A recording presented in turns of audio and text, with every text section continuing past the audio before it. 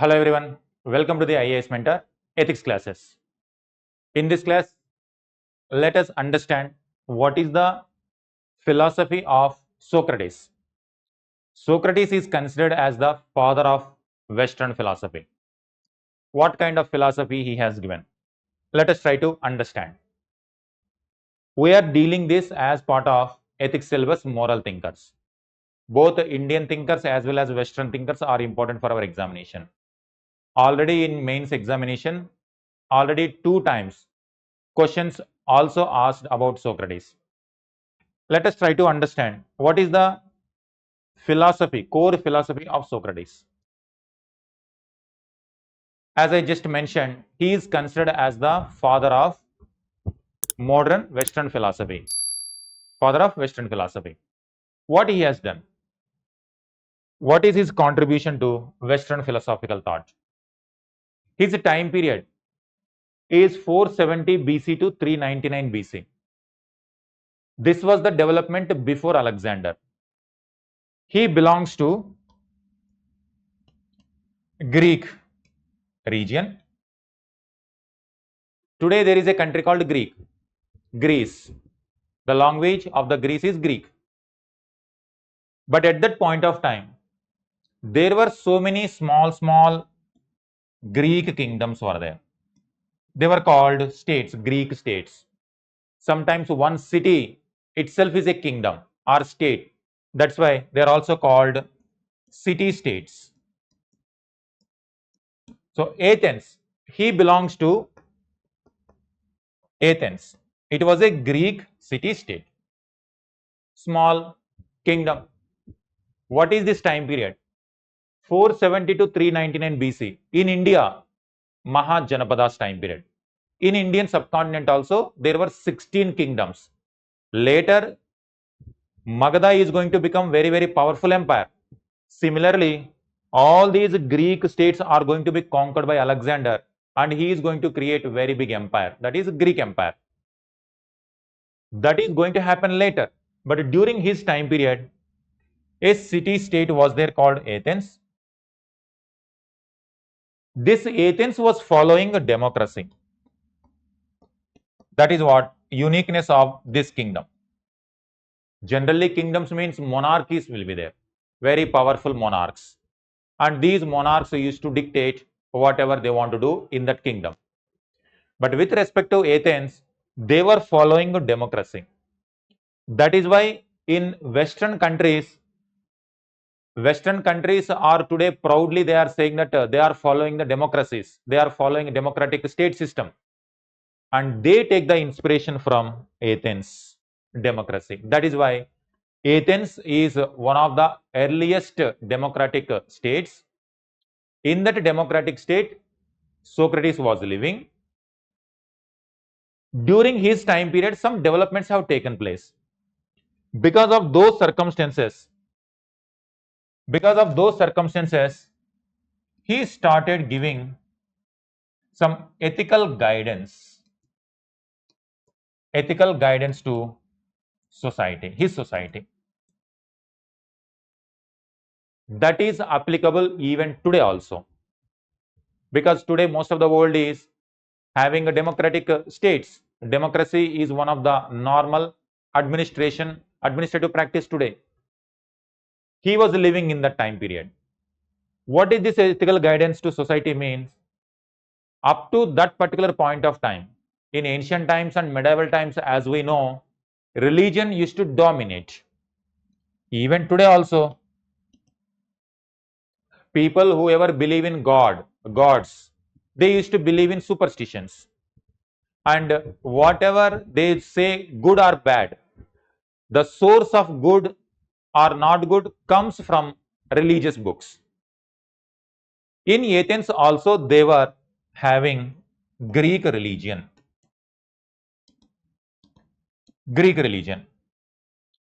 According to their society, the people of Athens were also considering what is good, what is not good, which is coming from the religious beliefs. Greek gods were there, and everything, natural phenomena or cosmic order, they used to believe. cosmic. What is this?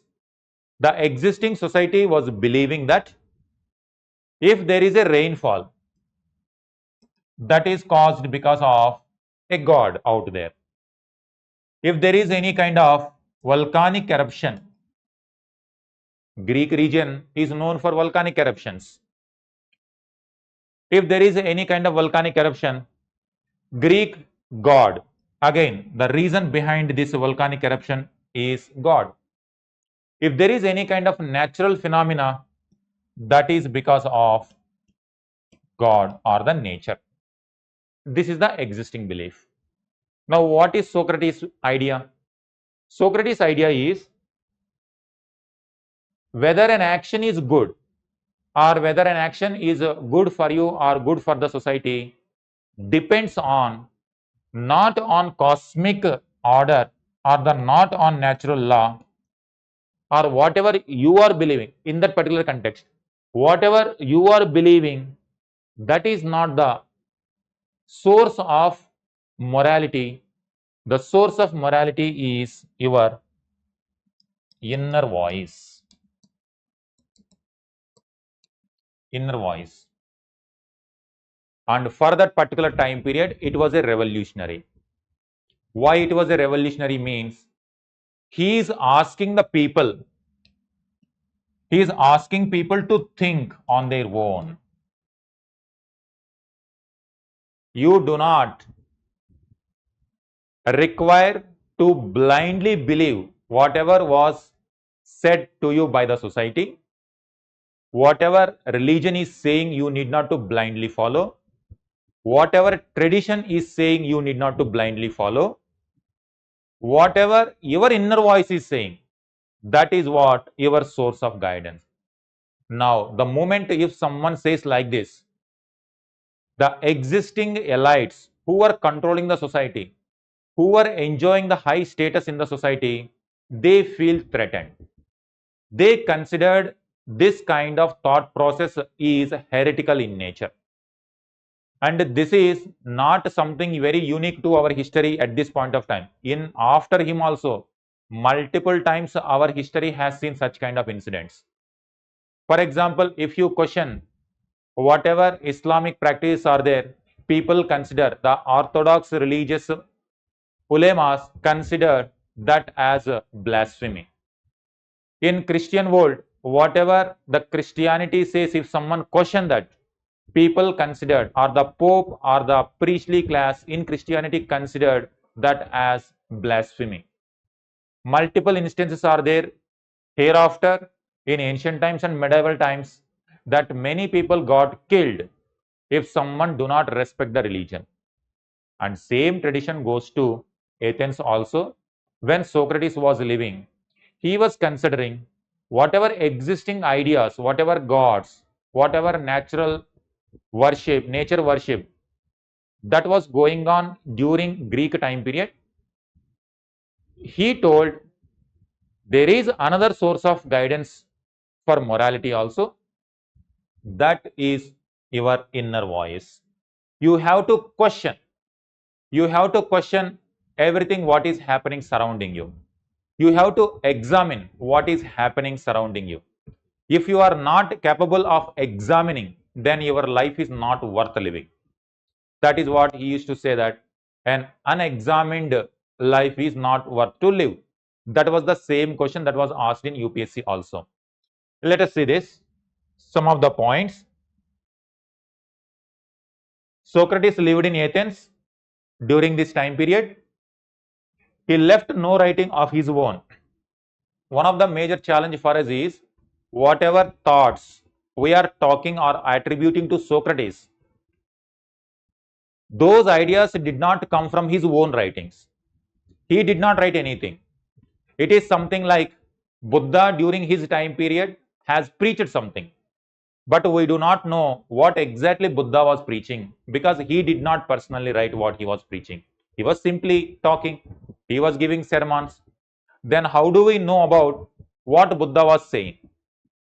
The disciples of Buddha, after the death of Buddha, they remembered whatever Buddha was saying and they started preserving that idea in the form of three Petakas, Sutta Petaka, Vinaya Petaka, Abhidhamma Petaka. Likewise, in case of Socrates also, he did not write anything.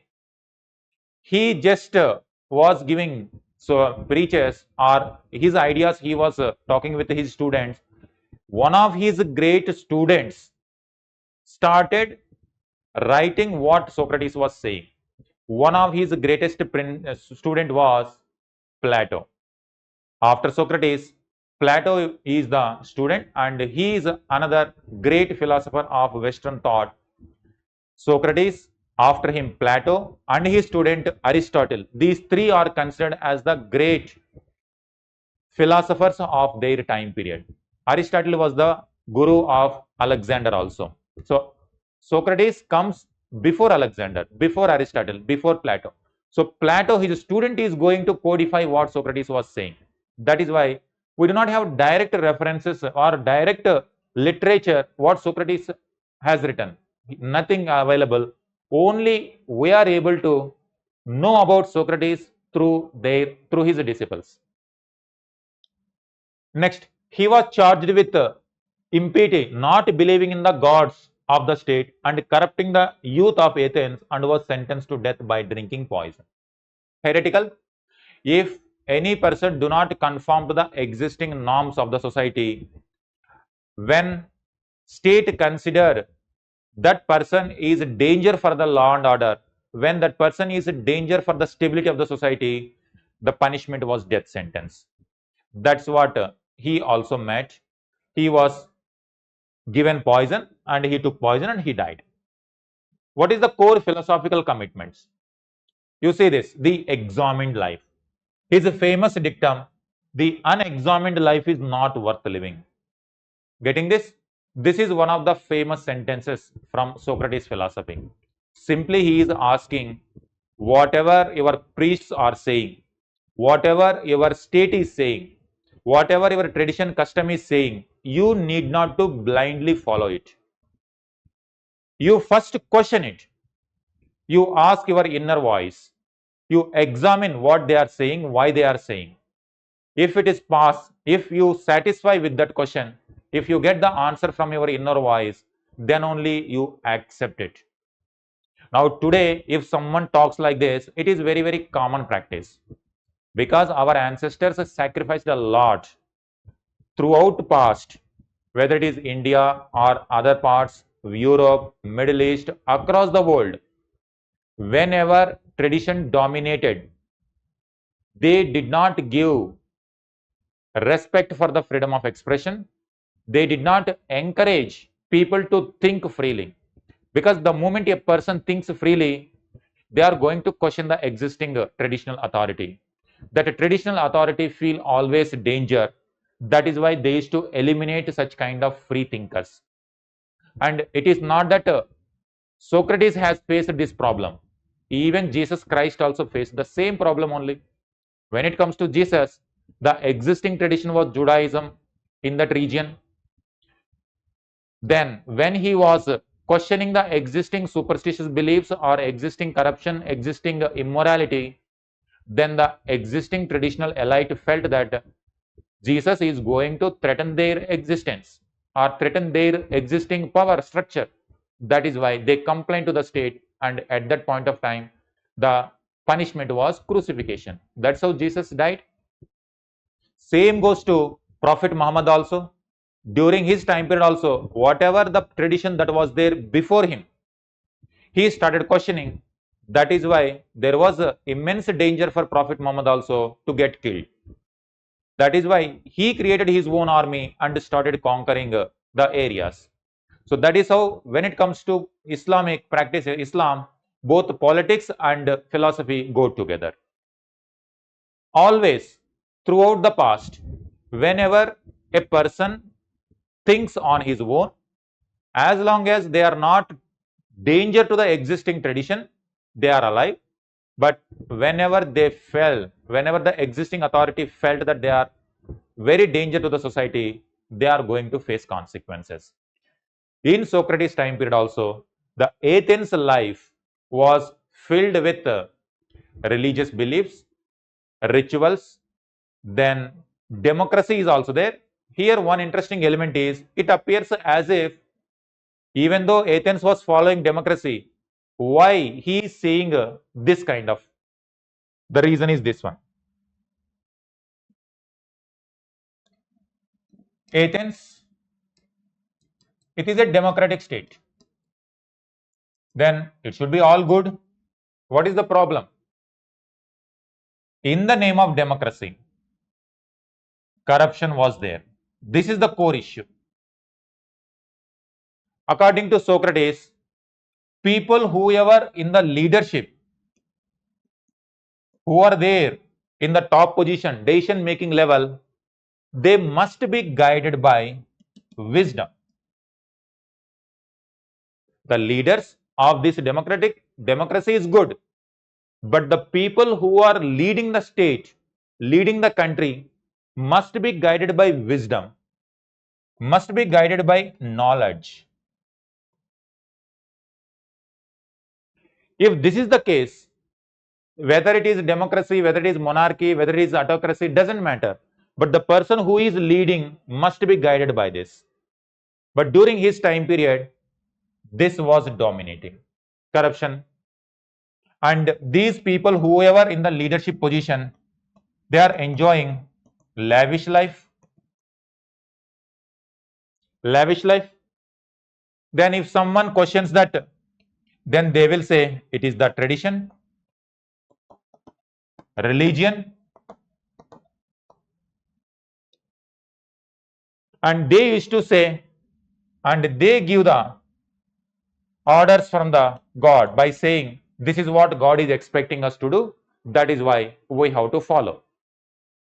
That is exactly what Socrates is saying, that Socrates is saying, this is not the kind of life, this is not the kind of life we need, this is the kind of leader we need. And it is not about only one leader, everyone must be guided by this wisdom.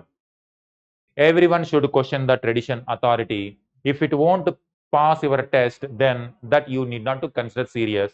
Whatever your inner voice saying, that is going to be the source of your morality. What is good? If people should know what is good. If people know what is good, then automatically they will do good things. That good bad comes only when you possess this knowledge, this wisdom, not blindly what your society or tradition is saying. So naturally, if something he is saying like this, then it is going to affect the existing leaders naturally. That is where he got the existing leadership threatened. He was given death punishment.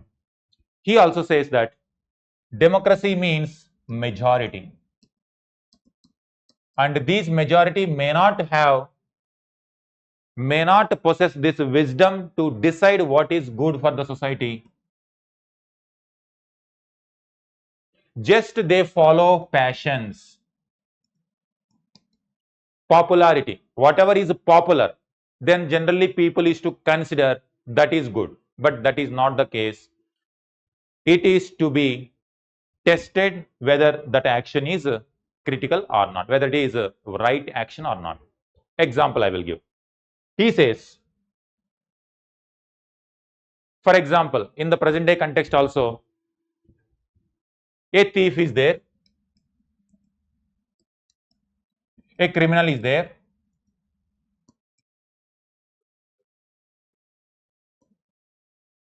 This criminal or thief got caught by a mob. Now, punishment should be given. Punishment. When it comes to the mob, generally there will be intense anger. This anger immediately expect this criminal immediately punish, or even death, immediately kill also. This is what mob, that is what passion, immediate justice without proper trial. without proper procedures, if on the spot killings, on the spot punishment means, then this mob will not use the wisdom. If a criminal is really crime has taken place and people may suppose just because of suspicion a person got killed, majority people believed that one person is a criminal and these people went and killed them. Is it correct one? Is it the right order? In case of India also, you can apply. In our examination, how you have to apply Socrates methods means this only. For example, fake encounter. Fake encounter, a criminal is there. Sometimes the criminality could be anything. Sometimes rape is the crime. Some other activity. There is intense anger among the public. People wanted immediate justice. Now, can that person be encountered immediately? If the person is a real criminal, it appears justice took place. What if in the name of satisfying the popular needs, if they conduct fake encounters, that is going against the existing nature. Existing social order is going to be affected by these kind of incidents. So that is what he says. When it comes to popularity, sometimes popularity is decided by the passion, not by the reason. What Socrates wanted is always you should apply the reason, not the passion.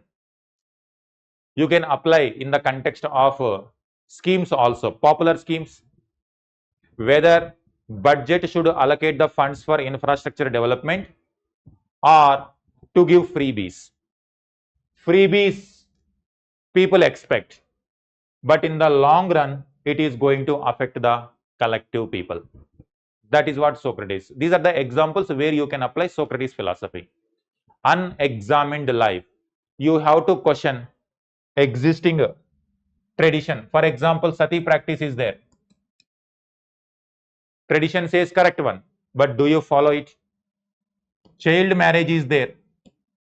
It is saying that it is correct. Tradition says correct, but do you follow it? Untouchability. Tradition, conservative authority says you should follow, but is it honoring the dignity of the individual? This is what exactly Socrates was saying in his time period. Was Socrates before Buddha or after Buddha? He was after Buddha. Identify this one. Buddha time period is 563 to 483 BC. Socrates' life is 470 BC. This is Socrates' life. Buddha, after the death of Buddha, Socrates came.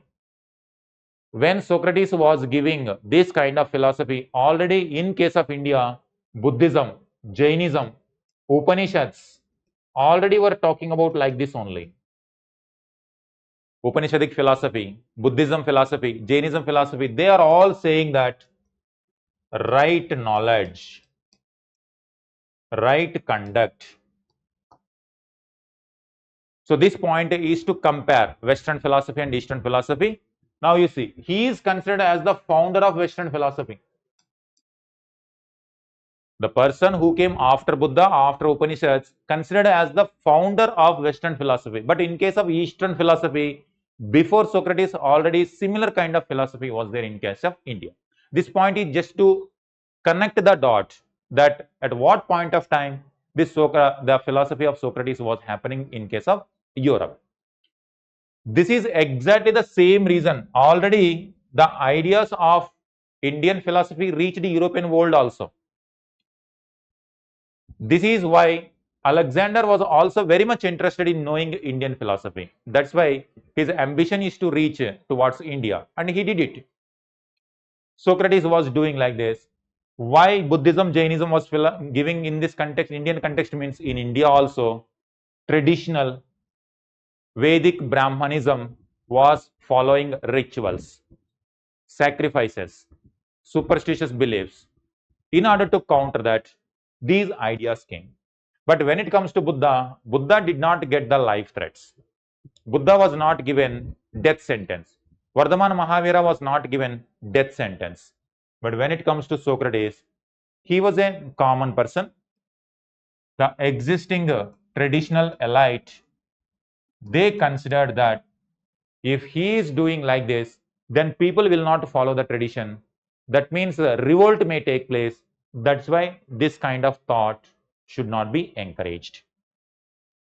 Coming to this, the unexamined life is not worth living. So it is a revolutionary in his point of time. Knowledge, virtue, and good life. Believed that virtue is central to the good life. People should know what is good, what is bad. That should be guided. And from where that good, bad comes means from your inner voice. If you think, then you will come to know what is good. It is not that what tradition is saying that is not good or bad. Whatever inner voice is saying, that is good. And how do you know that? How do you know that means? By questioning it. Questioning, this method is also called Socrates method. That means if someone comes, a student, Socrates asks that person, what is justice? What is courage? What is ethical? What is good? By questioning and explaining it. Again questioning comes, again explanation. This is what exactly Upanishad says. What is Upanishad? Upanishad is nothing but student and teacher interaction. Students used to ask the question, teacher used to answer it. Upanishad means sitting nearby the teacher and asking the questions and getting the answers. The same method here also, Socrates method means that only. Continuously questioning it, and through questioning, you are trying to create a new kind of knowledge. And that is why he laid the foundation for what is morality, what is ethics. So far, people were believing in whatever the tradition is saying, that is good, that is bad. But he started that method that we should question the existing tradition, then only new knowledge will emerge. Why Socrates became important means he gave the direction in which we can develop philosophy. He did not particularly give this is good, this is bad. He is giving the methods of how to generate or how to develop the ethical life. So whatever cosmic order is saying, whatever religion is saying, that is not the only source of life. Your inner voice, your wisdom, your courage, your virtues, your knowledge, that means he is making the source of ethics not from the outside but from the inside, reason. This is what exactly. When we discussed about Kant also, we discussed about the same. And this is what Renaissance, there is a period called Renaissance in European history. There is a period called Renaissance. This means rebirth. This is in medieval time period. And inspiring from this, in case of Europe, Enlightenment phase. This is what we have discussed in the previous class, Kant philosophy. Again, what he is going to say, reason. This Renaissance rebirth means they are talking about classical Greek philosophers only. This is Socrates. So whatever Socrates was saying, they once again remembered and further developed, and that is how the tradition is going on. That is why Socrates is considered as the father of Western philosophy.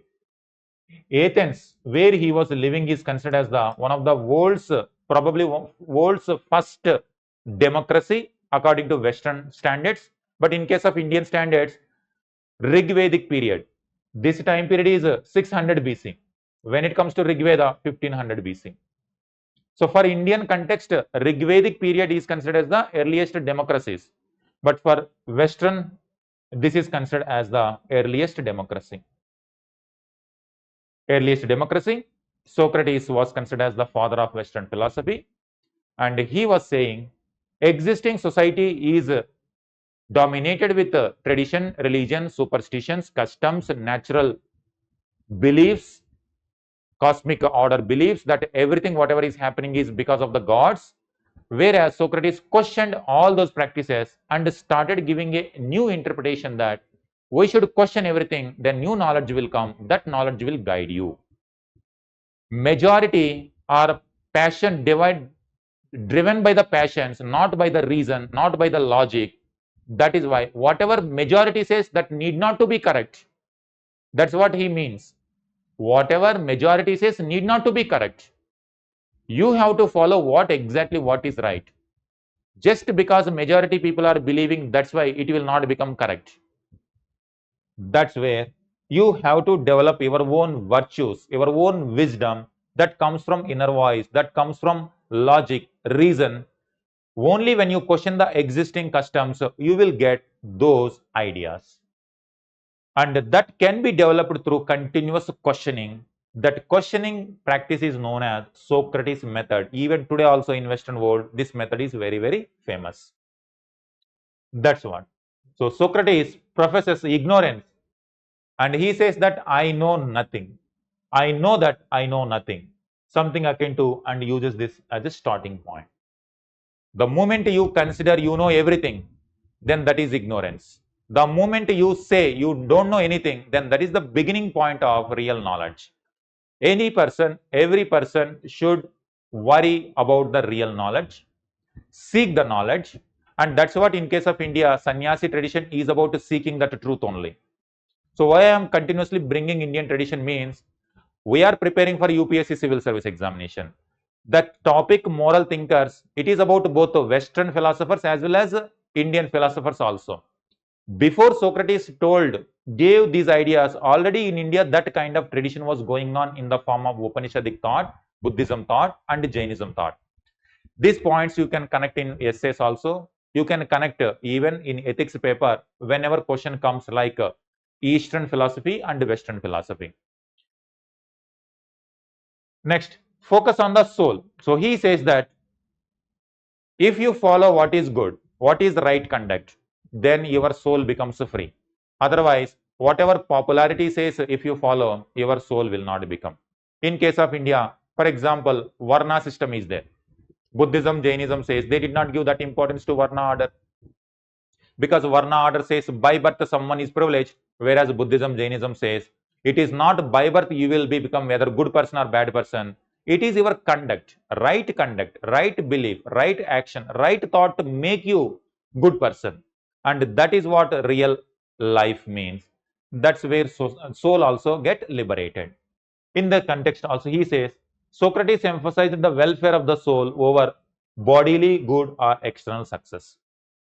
External success means living lavish life, getting military success, earning a lot of money, wealth, and that's what Buddhism, Jainism also says.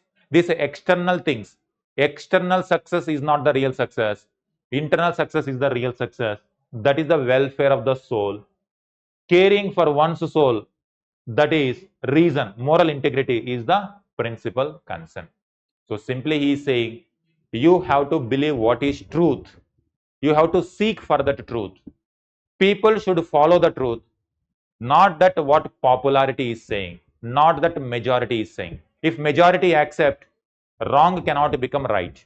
You have to follow right path. Then only your soul becomes free. That's what he says, that when he was given death sentence also, he told, whether I live or whether I die, it doesn't matter.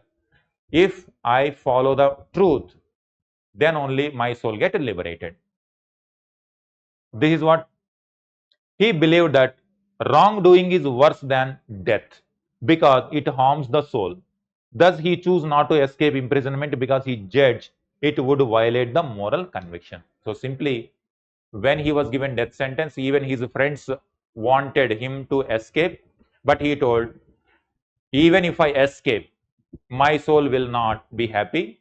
I take death as the preference rather than going or escaping from the prison. That's why I take poison, that is better than escaping. Wherever I go, my soul will not accept. That is not the right thing. I did not commit any kind of mistake. I only just questioned the existing tradition, and I only asked people to follow what is truth. I am not against anyone. I only ask the people to use their wisdom, use their reason, use their inner voice to be guided in the right direction. Not that what presently popularity is doing. Present popularity means materialistic success, or living in lavish life, or praising the war ethics, and these kind of things he is against. He was simply questioning that your inner voice is the source of guidance, not that only tradition. This is what in future philosophers are also going to apply in Europe. In the Renaissance period and the Enlightenment period, they are also going to take inspiration from Socrates, and they will give in a modern format according to 18th century and 19th century standards. That is what Renaissance and Enlightenment period is going to build on top of Socrates, what Socrates was giving. That is why Socrates is considered as the father of Western philosophy. All right. So, two important things. He is saying that an unexamined life is not worth living. Knowledge, virtue, you have to cultivate. That can be cultivated by method of inquiry. That means through continuous questioning. If you continuously question, you will get the answers. And he is going to ask the questions like what is virtue, what is courage, what is justice, what is good, what is moral. So by questioning in this format, a person can arrive the answers, and these answers are going to guide the humanity. So when he was doing like this, the traditional existing elite people wanted to punish him because they felt threatened by this new philosophy. That is what, as if people considered, as if Socrates considering himself as God, he is not believing in the gods. But Socrates says, I respect the gods, but only I want to use my inner consciousness also. But they have given death sentence. He has chosen death rather than escaping from the death sentence. All right. So this is what Socrates' life. You always see in which context he was living, and in those times religion dominates, and that's why that conflict happened. Finally, his students are going to praise Socrates for his sacrifice. His students are going to make his philosophy very popular. This is what Socrates' philosophy. All right. You can apply this knowledge in different questions. Thank you. Thank you very much.